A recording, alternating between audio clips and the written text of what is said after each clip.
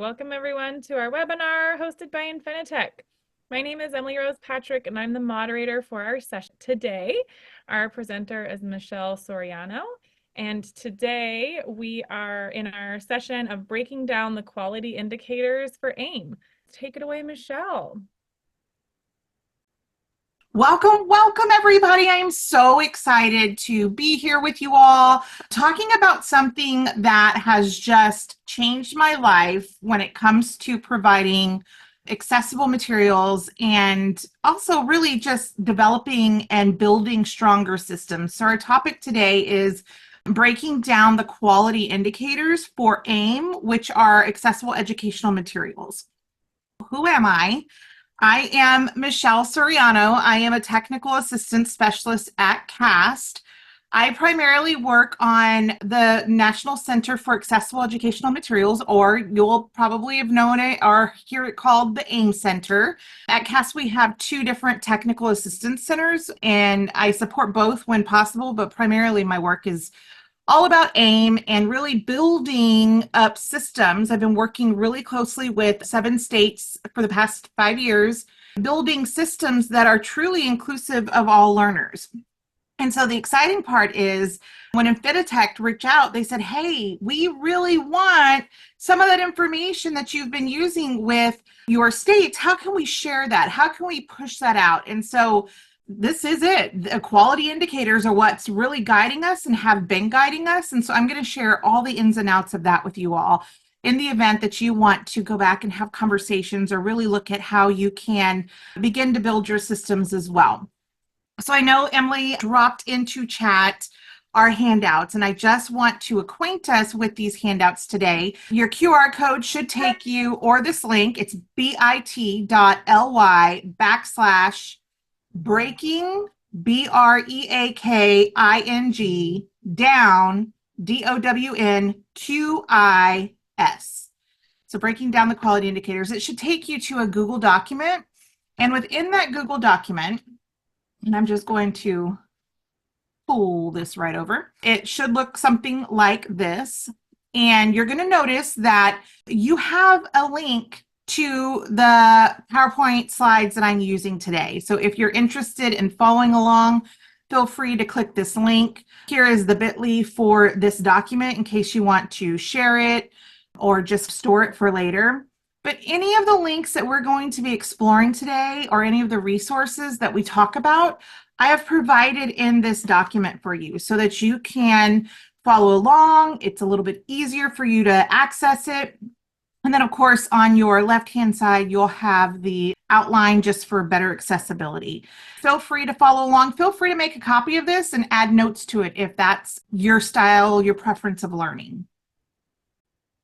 So the goal of the AIM Center. So our goal is truly to build capacity. We work alongside states and local agencies, so districts, campuses, state education agencies, and it's all about how can we build better systems to make sure students who need and require accessible materials receive them in a timely manner. And timely manner is defined by every state, but the definition that IDEA provides is receives the materials at the same time as their peers who are not disabled. So like I said, we've been working with 7 states across the United States for the past 5 years. And actually the cohort has existed for a really long time, 26 years, I believe. We are finally coming to the closure of this current AIM cohort in September, but we're sharing about the practices that we've been using to truly help build better systems. And y'all, some remarkable things have come out of it. There's been new policies, regulations in some states, and we're going to be looking at the breakdown of those. So our states are Georgia, Missouri, New Hampshire, North Carolina, Oklahoma, Oregon, and West Virginia.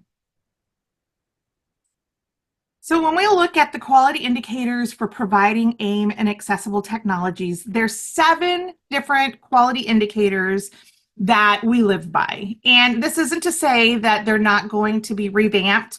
Of course, anytime that we do some sort of work or piloting like we have done with our states, we always look at the research, we always look at the feedback and look at ways to continue to make it better. But our current quality indicators are quality indicator 1, a coordinated system, and we're going to break these down here in just a bit. Quality indicator 2 is all about timely manner. Quality indicator 3 is about that development of written guidelines. Quality indicator 4 is about the learning opportunities and technical assistance that's being provided. And then quality indicator 5 and 6 is data collection and data use. And then quality indicator 7 is all about the allocation of resources. Really, it's about that sustainability piece. And so you're going to notice that in the bottom right-hand corner, there is an image, a screenshot of our home-based document. And this is just to tell us that this information you can find on a link on our home-based document. It's the quality indicator overview. So, and I'm going to take you exactly where that link will take you. So if you go to the AIM Center website, which is aem.cast.org, and it's what you're seeing right here. And if you go down to coordinate, so our quality indicators, it's all about coordinating our system. So we're going to spend time in that coordinate column here, that tab. Notice that there's an overview, which is AIM quality indicators. And it will take you to a page that has all 7 quality indicators just as an easy reference. But then if I also go up to the quality indicator, the coordinate tab, I'm going to see that there are specifics for K through 12, but we also have early childhood quality indicators, higher education quality indicators, workforce development quality indicators. So these are different areas depending on what area of work or expertise you're looking for. We have quality indicators that will support each of those levels. Of course, the work that we are really engaging with our state agencies and our local agencies is the K-12. So if I click on K-12, you're going to see that there's a lot of information on here, but y'all, the 3 little pieces in the purple section in the middle, that's the good stuff. That's the good stuff, okay? And you have links to all of these on your home-based document, but we're going to be exploring these, and I just want to take a moment to break these down for you. So within each of our quality indicators, within each 7 of those quality indicators, there are critical components. And this, when I first started at the AIM Center, this is what I went to, and I printed it out, and I had a digital copy, and I consistently referred back to it. Because what it does is it breaks down those quality indicators into what we call critical components, and that is the specificity. So if I look at quality indicator 1, which is telling me, hey, I need to create this coordinated system, as a newbie, Michelle, I'm like, what does that mean? What do I need to do? Well, the critical components, they tell me activities. They give me things that I need to be considering to specifically develop that coordinated system. So just know that there are really great resources that help you break it down even more than what I'm providing you today, and is that critical components piece. So I highly recommend that you explore that and that you just take a look at all of the links, all of the information attached if you're interested in just expanding your knowledge base. Okay, so that is the critical components document. There's also a study guide. And y'all, the study guide is really awesome because if you're looking at having conversations, if you're looking at ways to explore and expand the knowledge base with your team or your district or your state, the study guide is the place to go. And notice there's 2 download pieces here. One is the actual guide, and the other one is activities that you can do and engage with that go along with the guide. So I'm just going to show you these really quickly. So the study guide, y'all, this is what helps you learn it. This is what just helps you create that coordinated system so that everybody is working on the same page. And notice it gives you an activity here. So here it tells you what it is, right? We have quality indicator 1, which we're going to get to, I promise, here in just a bit. I'm just showing you the resources that are available. And then you have some activities that you can engage with your team, or if you want to do it self-reflection or self-study. It says, hey, identify and create a list of those people who need to be at the table. Who do you need to be inviting and having conversations with? And so it just gives you that idea.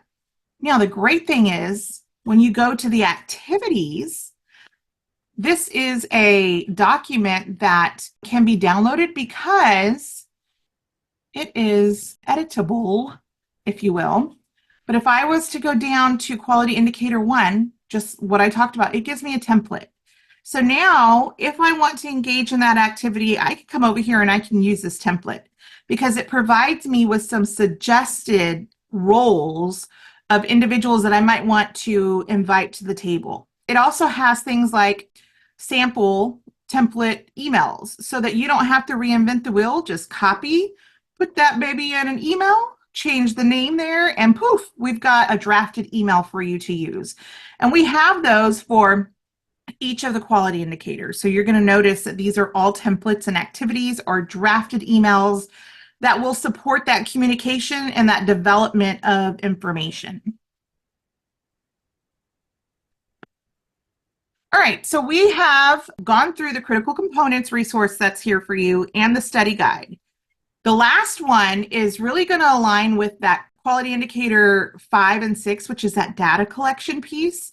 And this is what we call the innovation configuration matrix. Here you'll be able to watch a video from New Hampshire, one of our states who have engaged in this process. But it is a way for you to get a baseline of where you are performing, where your team is in terms of the quality indicators. And so I've downloaded it, and let me pull it over. This is the innovation configuration matrix. So I'm just going to go down to number 1, quality indicator 1, and here it gives you a rating. So each member of my team can go through and rate what the question is. Here it's critical component 1.1. Where do we feel we are with strategic collaborations? And it gives us information, and I can rate it, and you're on my team, so you're going to rate it, and Sally down the road is going to rate it. And we're going to come together and calibrate our conversations with, hey, I put ourselves at intermediate because, but Sally, I noticed that you put us at emerging. Can you tell me a little bit more about it? So now we're getting that intra-level rating. We want to come together and have conversations and determine where we are so that we know what we need to do and where we need to go to help improve our systems.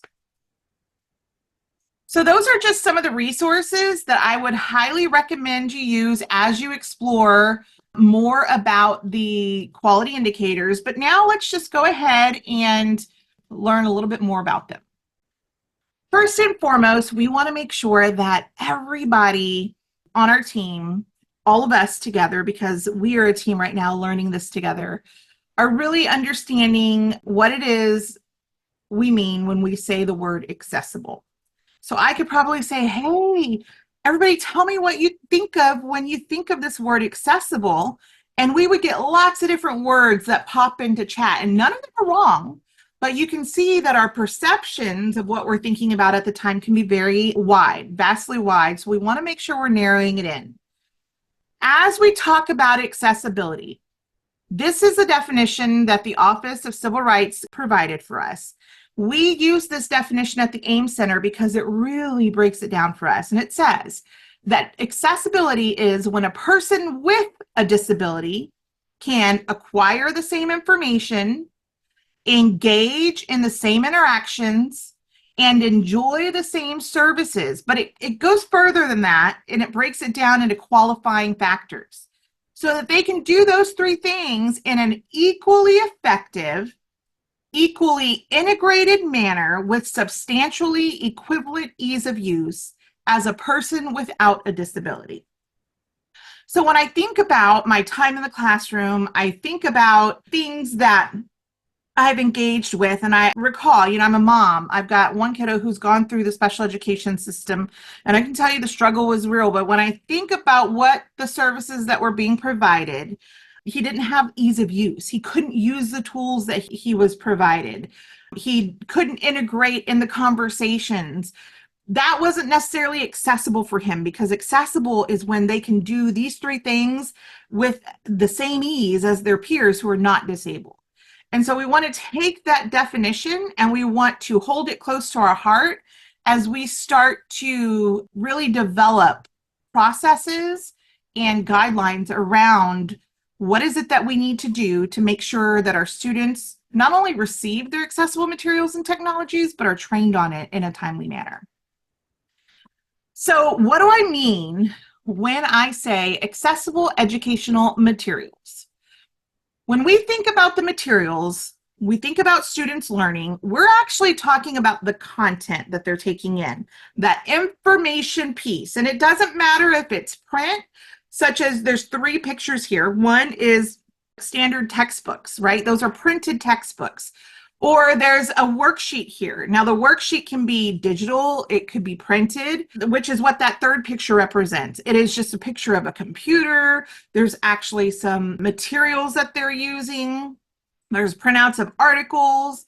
So whether it's print or technology based, that content that they are putting into their mind is what we're referring to when we're talking about materials. So accessible materials are designed in a way that makes them usable across the widest range of learner variability, the widest range of need. Doesn't matter what that need is of the learners who are taking it in. Now, accessible formats are a subset of AEM. So if those materials are designed in an accessible way, it doesn't matter if I'm a learner who requires audio, or maybe I'm a learner who's blind and needs Braille. Those materials can be provided and converted into the format that they qualify for and need. So if my materials are accessible, the accessible formats could be audio, it could be Braille, it could be tactile graphics. Maybe I have learners who need large print or digital textbooks. So that accessible format is a subset of accessible materials. Not all students will qualify for accessible formats. It's all based off their needs and their determination. So that's important to know as we go into these quality indicators and really look at breaking them down. So quality indicator 1 is all about the coordinated system. And the goal of this quality indicator is that your state or your agency that you're working with has a coordinated system for the provision of high quality accessible materials and technologies. And school districts use this system. So not only do we have this system developed, we're working on it together, it's multifaceted, meaning we have representation from different agencies and organizations, but our districts are using it to help benefit those students who need them. And the purpose for this quality indicator is that a coordinated system for this provision of accessible materials and technologies is created and sustained by the state level cross-sector leadership team in collaboration with districts and families. So that's like a lot of jargon. Basically, the purpose is to make sure that we're building a system that is sustainable, a system that it doesn't matter who's coming in and who's going out. We know exactly what needs to happen because it's coordinated. Our system has been developed and is provided together. When we think about quality indicator 1, and I showed you the study guide template, but you do have access to it in our home base document. When we think about this, we think about who is sitting at the table. Who do we have on our team that's helping us make a decision about the processes or the guidance that we're providing to make sure our students receive their materials? And this is important because a lot of times I will hear individuals say, but that's a special ed thing. Well, let me ask you, who's sitting at your table? If it's only our special educators that are sitting at the table, then we have made it a special ed thing. But what we need to do is we need to have representation from general ed. We need to have curriculum leads. We need to have IT leads. We need to have special education directors. We need to have administrators. We need to have representation of all of our students because our students who receive special education services are general education students first. So when we look at making those decisions and those processes, when we think about where they are sitting for the bulk time of their curriculum and lessons, it's in the general education classroom. So we have to make sure we have representation of all components, regardless of what the student's identification is. So then that takes us to quality indicator 2, and quality indicator 2 is all about timely manner.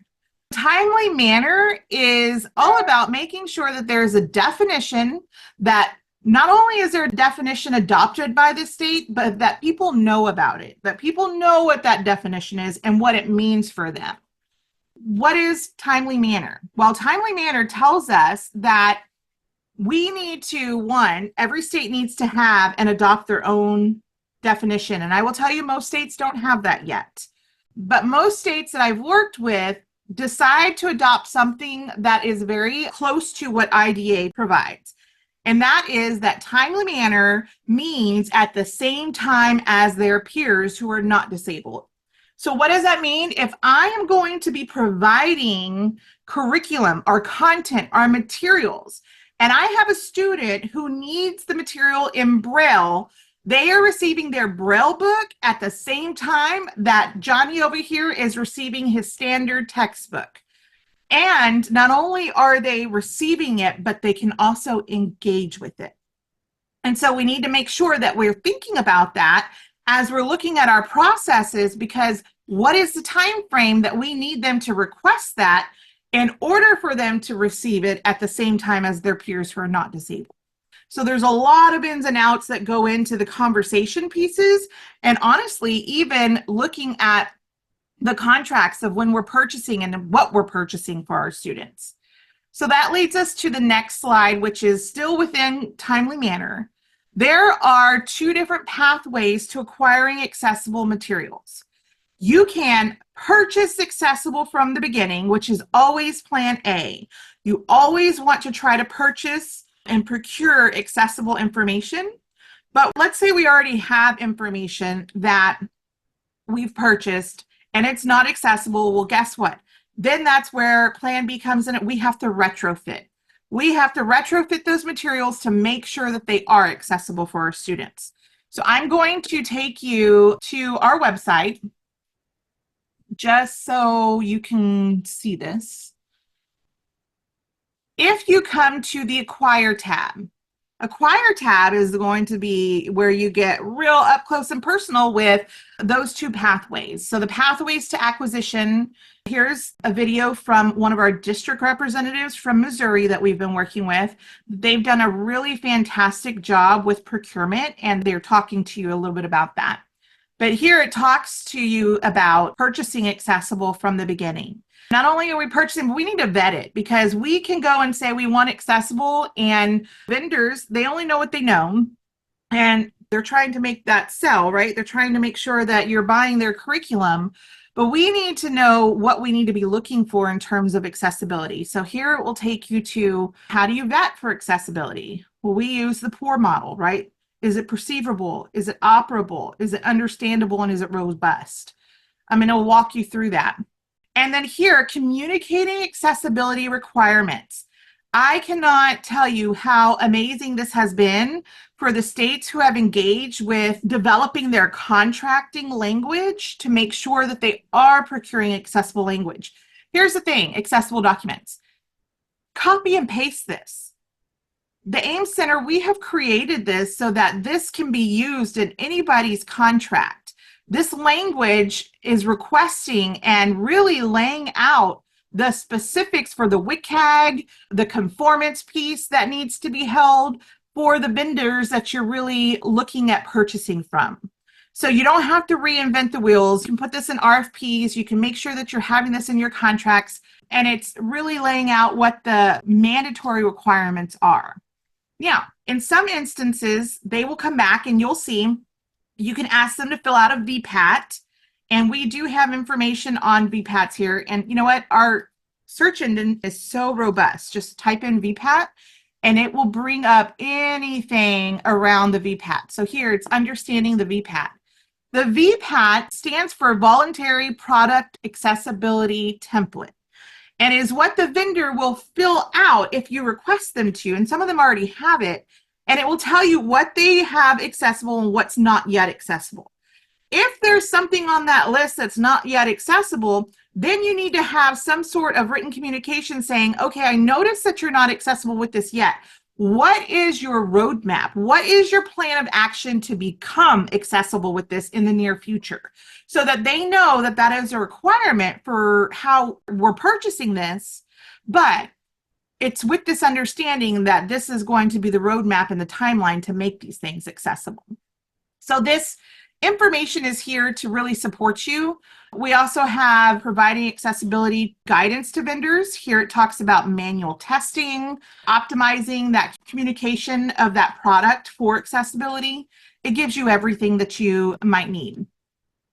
All right, so a little bit more about exploring timely manner. In 2004, provisions were made to IDEA to help improve the quality and timely delivery of accessible formats for students who qualify and need them.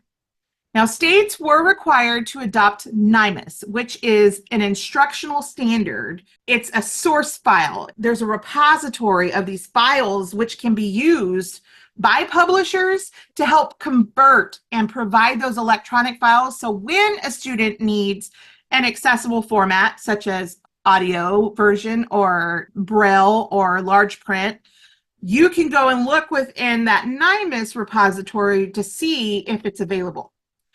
NIMAS and NIMAC, it gets confusing, but our great friends at the NIMAC provided some videos to really help break this down. And the reason I'm sharing this with you is because if we know the processes, if we understand this, we can work to make sure our students are getting what they need in a timely manner. On your handout, you're going to see that there is a section that says AIM Takeaways, the AIM Takeaway video series. You can click on that and it will take you to our website. Or if you're ever on our website, just type in AIM Takeaways and it will provide our AIM Takeaway section for you. We have takeaways, and takeaways are in 5 minutes or less. And it's really just, this is what it is. And then we have a guest who's really talking about the work that they've done. So we have it for defining the term accessible and AIM and accessible formats. But the ones I really want you and I encourage you to explore are the ones around the NIMAC and NIMAS. So here it breaks down what is the NIMAC, what are the basics of the NIMAC, what is NIMAS 101, and then how does NIMAS and procurement work together? And so these videos, and I don't really want to take time to show them to you right now because we have such limited time, but these will really help you understand that process so that you can go through and ask questions, so that you can go through and explore more about things that need to happen within that process to make sure that you are able to access those materials. Now, another thing that's really great for you all to know about the website is that every single state has a state contact for AIM.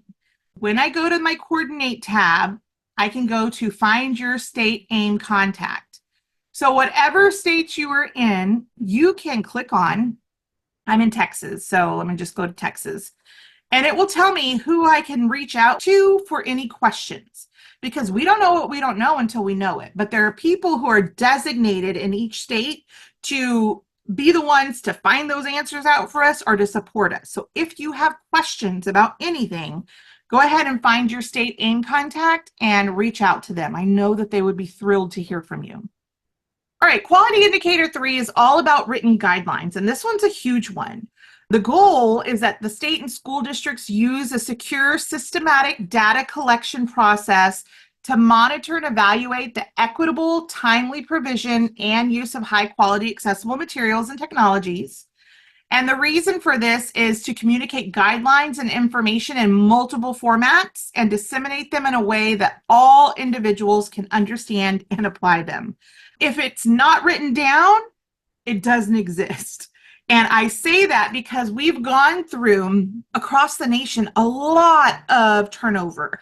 We have people who come into an agency, right? They're teachers coming in and they do great work, and then it's not documented and they retire or they go and take another job.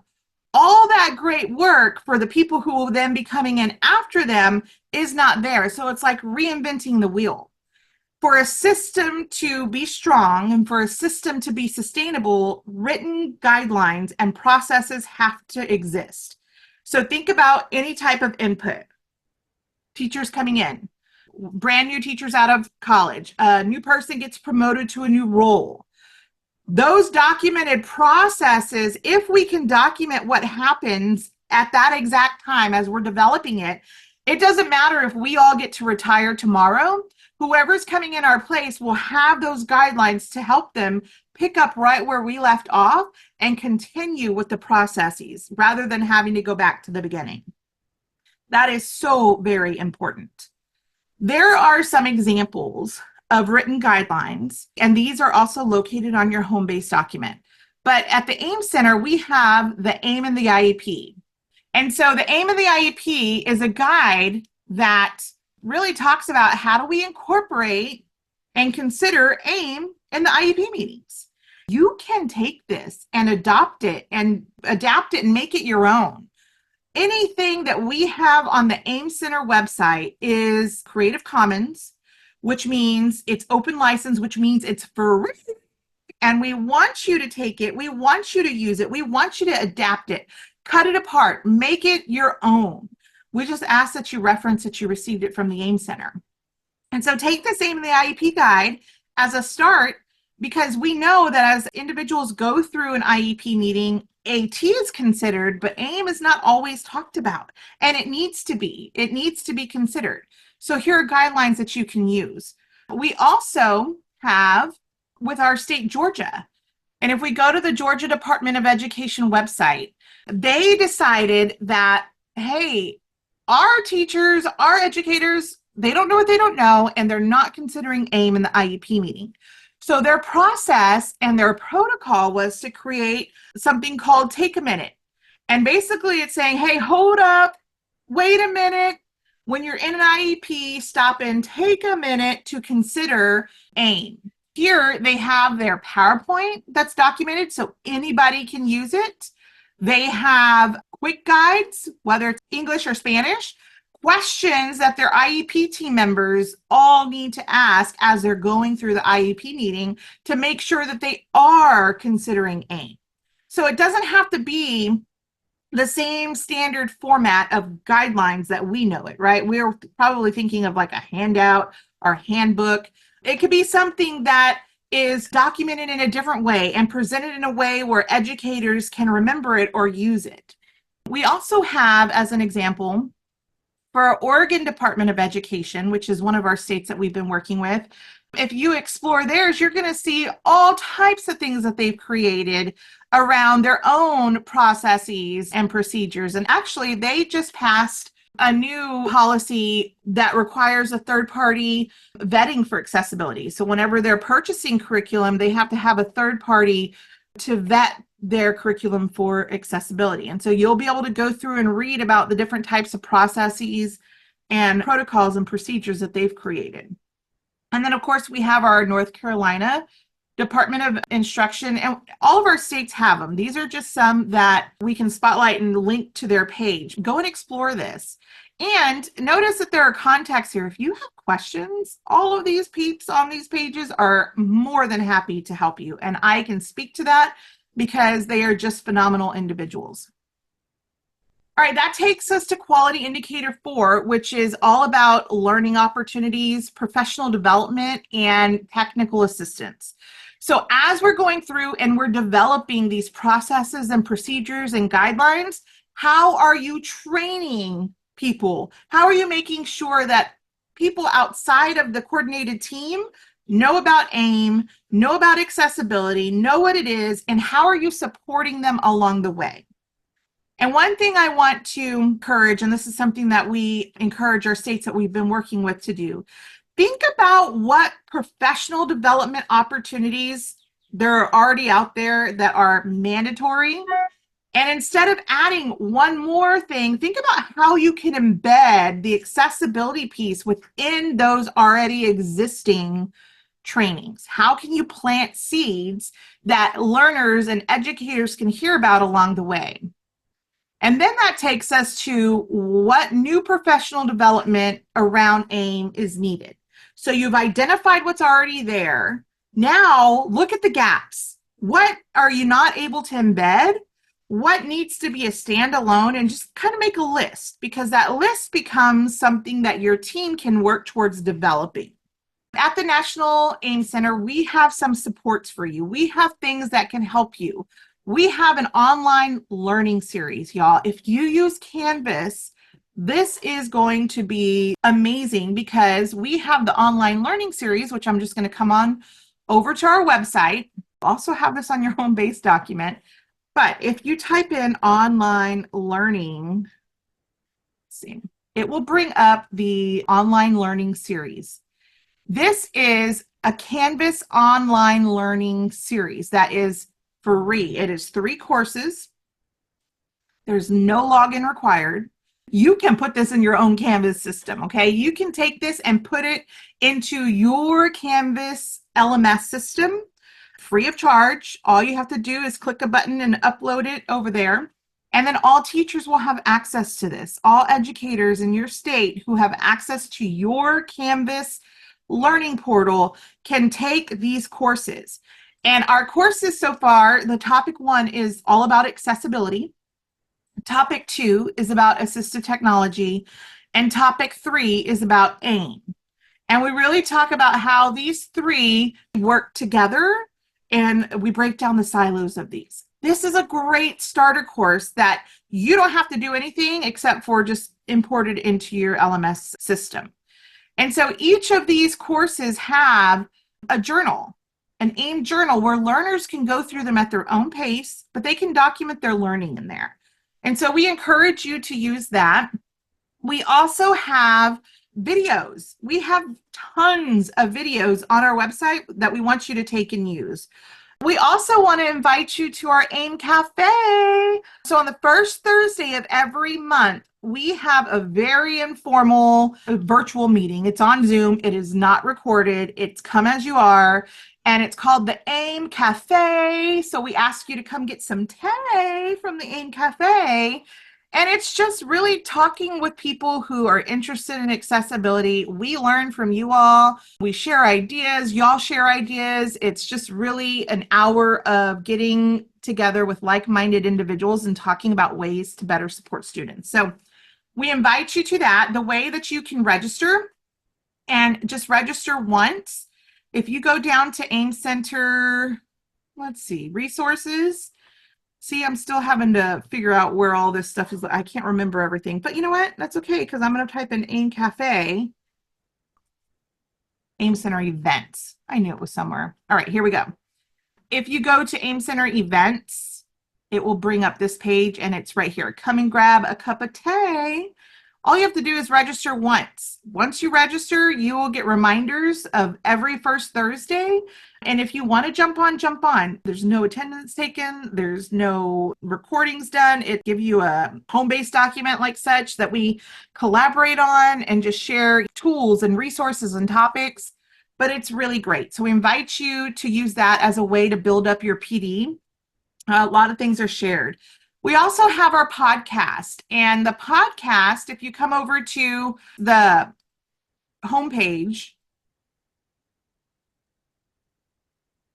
let me go to the resources. You will see that there's the accessible learning experience. And this is a podcast, so it's 30 minutes or less, and we interview all different individuals within the field of accessibility. And you can go through and you can see what topics we have them recorded.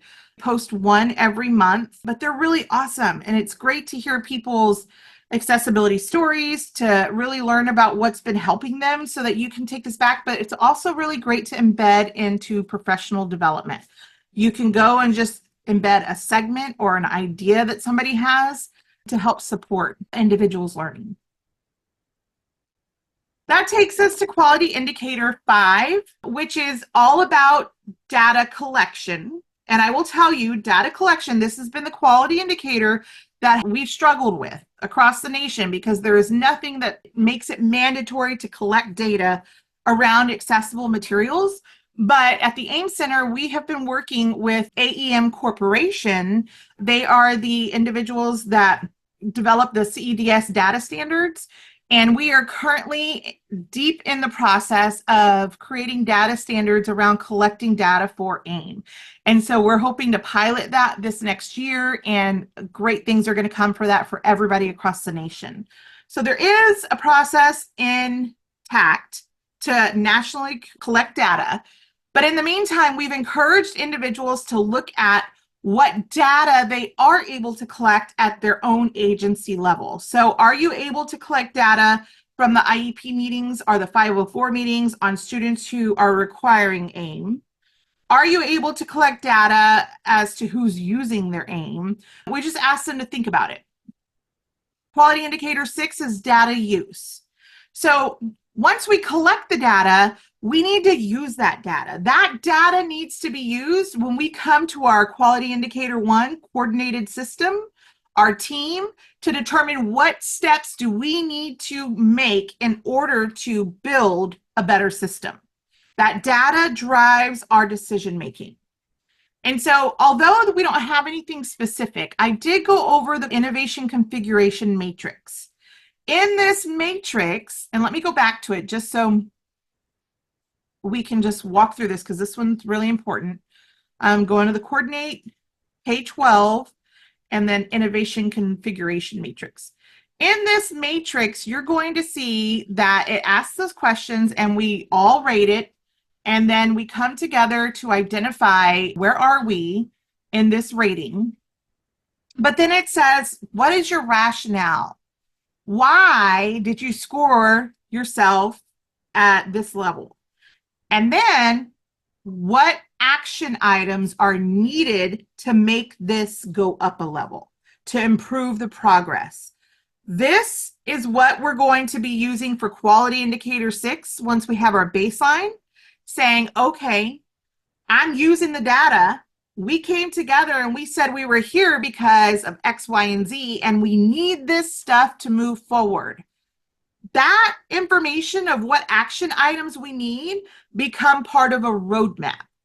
And the roadmap is something that our coordinated system works on together to implement over time.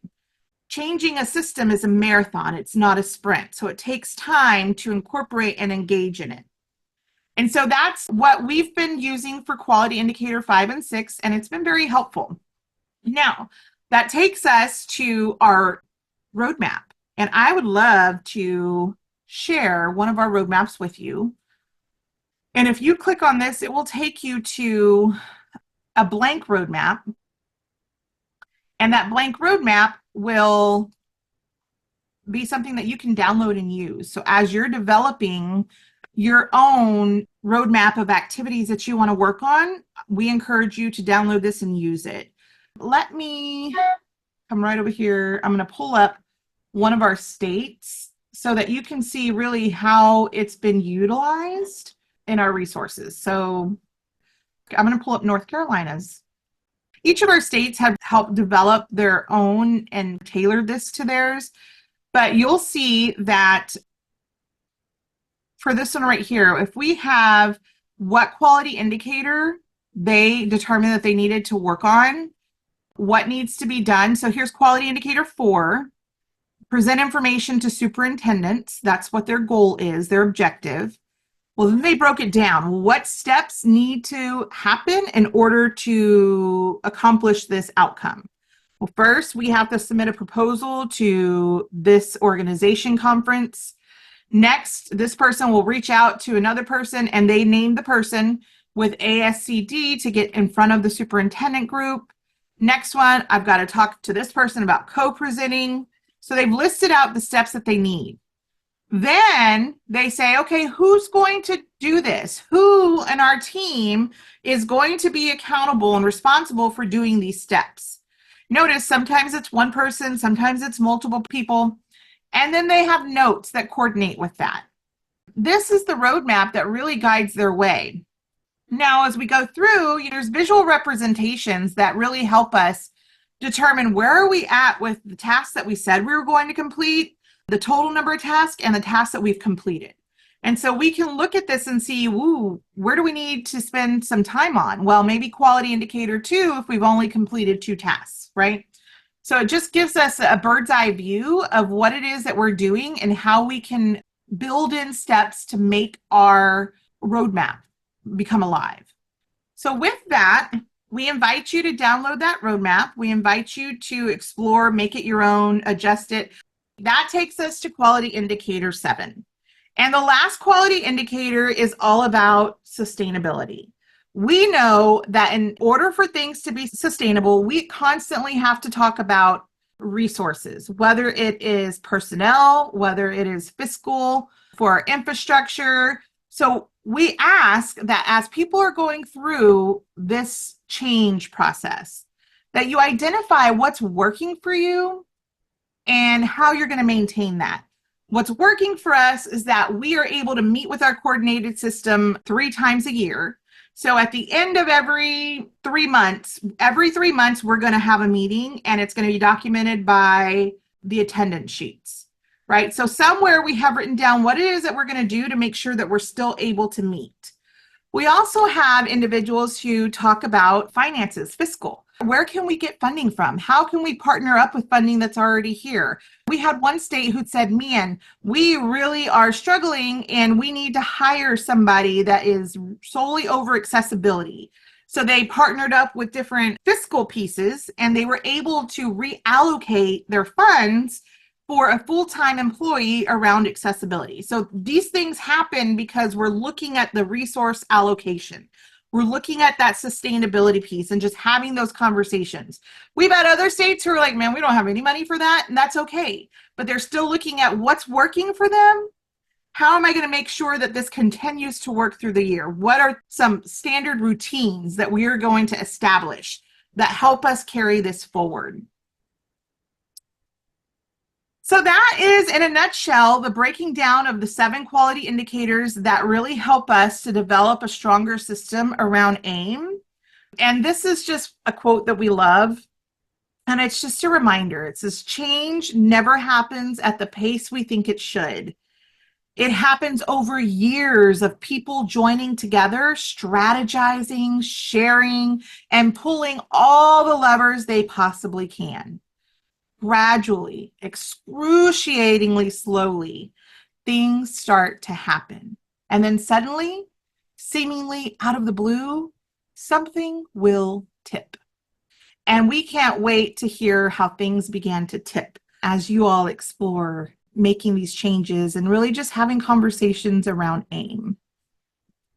And with that, we invite you to follow us. Follow us on Twitter, on Facebook. I put my Twitter account on your home base document. You can follow me at Michelle EDUC8, Michelle Educate. I'm always happy to learn with you. And I'll pass it over to you, Emily. Yay, thank you so much. Thank you for all this great information. I love those links to people's states so you can find all your state specific stuff. That is awesome. Such a great resource. I hope everyone has a wonderful Monday evening. Go forth and do great things. Woohoo! All right. Thank you. Bye, everybody.